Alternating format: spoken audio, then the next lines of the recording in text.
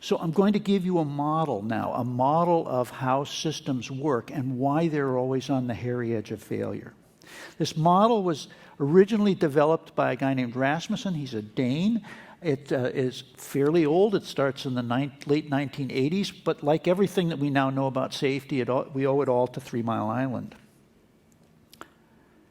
You have first this economic boundary of failure. If your system is running, if you are in business, if the lights are on, the doors are open, then you must be inside the economic boundary of failure. If you go outside of that, you go out of business. And down below this, on the bottom side, you see an unacceptable sort of workload boundary. This is where people fall asleep. If you cross that boundary, you fall asleep. Okay? And that does happen. It happens mostly in battlefield situations, but you can work the crew to the point where they simply drop from exhaustion. So if you have an operating system, a functional system, it must be somewhere inside of those two boundaries. And then the last boundary of interest is this acceptable performance boundary. This is the boundary of what we are willing to call an acceptable performance. You can define that however you like. You can define it as mean time between failure. You can define it as no outages. You can define it as nobody dies. It's your definition. But these boundaries enclose a space with an operating point in it. Every moment your system is operating, it's at some place in this space bounded by these three boundaries. And the operating point is always going to be in motion. It must move. It moves in some ways in a kind of, you would say, almost a kind of Brownian way. It has to move. It's essential that it moves because, in fact, in order for it to be able to do anything, it's got to be adjusting to different situations. And what we mean by an accident, what we mean by a disaster, a failure of performance, is when that operating point goes outside of that system boundary. Okay? It's a very simple model. 3 boundaries, an operating point. And now I'm going to add a couple of things. The first is pressure for economic efficiency. There is always a management pressure for economic efficiency to push the operating point of the system away from the economic failure boundary. If you talk to your accountants, they will tell you that the operating point is right up next to that failure boundary. They always believe that you're just about to go out of business. But you see that the closer you get to that, the higher the gradient is, the bigger the force will be to get that operating point away from there and to become more efficient in your operations. The same thing is true about this workload boundary. That is, the closer you are to the workload boundary, the more you will push the system away from that workload boundary and try and get it out towards a space where there's less workload required.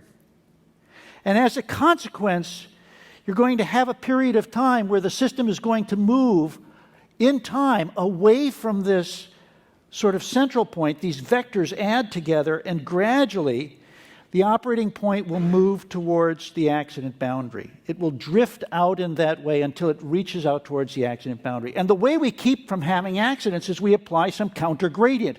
We do something to push the operating point back. We recognize that we're near the accident level, and we push it back. And there are all sorts of counter gradients. You know some of them, like rules. You make some new rules, the operating point goes back a little bit, and then it drifts right out. Right? Make a new rule, it goes back. How about something like an accident? Accidents move the operating point a lot. You have a catastrophe, you have a disaster, your system goes down for a couple of days, you have healthcare.gov experiences. That creates an incredible force that moves the operating point way back. When you have a healthcare.gov experience, everybody says, I don't care what it costs, get it up. I don't care how many people you have to put there, get it up. So you push the operating point way up against the economic failure boundary because you don't care anymore. Your experience is really strong. You've got a real big problem. But you know what happens is that even accidents fail to have a permanent effect on that boundary. The economic pressure continues to push that all the time. So the accident gets older and older. It goes away a couple of weeks, a couple of months. You kind of forget about it. You remember that outage we had last year? Oh, yeah, that was last year.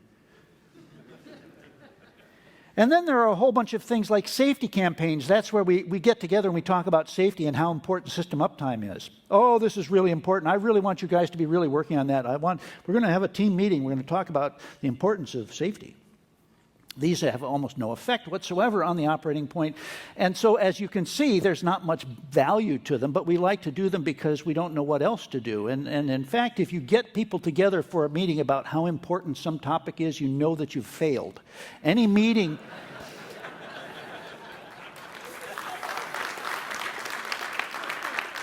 It's true. I'm sorry. You can see that while I'm invited to speak, I'm seldom invited back. Look... Here's the problem. People who tell you to work harder have no idea what's going on, and they have no valuable solutions for you. So when you get those meetings where you put on the good suit and you go in and you get down on your knees and you beg and pray and stuff, it's over. Now, the interesting thing here is that although that happens, we don't have a lot of accidents. You would expect this drifting would happen all the time and we just run out into accidents. Why doesn't that happen? Well, the answer really is that we have this marginal boundary. We make a kind of imaginary line inside the accident boundary, which is our margin of safety. And we say, you shall not go beyond that point. We don't want you to go beyond this point. And we have rules and agreements. We're not going to do more than this. We're not going to change the system in this way. We're not going to allow these kinds of things. You can think about it as stuff like speed limits or rules of the road, a variety of things that contribute to this. And indeed, getting close to the margin, when that operating point gets close to the margin, that's a signal that the operating point needs attention, and you're supposed to do something about that. Okay, so why don't we have safe operations? Why do systems continue to fail? We've got the marginal thing. It's far away from the accident boundary. Shouldn't that be enough? Why do we continue to have outages? And the answer to this is that you have to look very closely. And remember, it's just like economics. Everything happens on the margin. So you have to look very closely at that marginal boundary. I've just drawn the accident and marginal boundary. You understand that the economic failure and the workload boundaries are still in there. And we really know a lot about the marginal boundary, but we actually know very little about where the accident boundary is because we don't have a lot of accidents. And the only information about accidents is the accident boundaries themselves. When we cross the accident boundary, we have an accident, we go, that's where the accident boundary is. But the marginal boundary, the speed limit, the kind of idea about where we should operate, that's what we really know about. We pay a lot of attention to that. And our life experience will cause us to be in situations where the system will traverse out to beyond where the marginal boundary is. Ordinary operations will take you past the point where you are supposed to be. And you know that that's going to be the case. And as a consequence, whenever you get out there, you immediately come back. You go, oh, wow, we're way overextended. We've got too much to do here. We can't get in.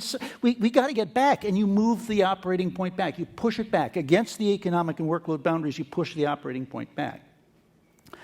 But a long enough period of time of doing this and enough experience with this, and after a while, you say, what's the big deal?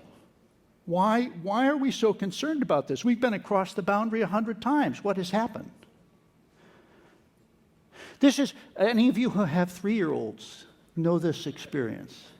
If you're in the kitchen cooking and you're doing something hot on the stove and you go to the 3-year-old and I say, I want you to stay outside the kitchen door, that line, I don't want you to cross that line.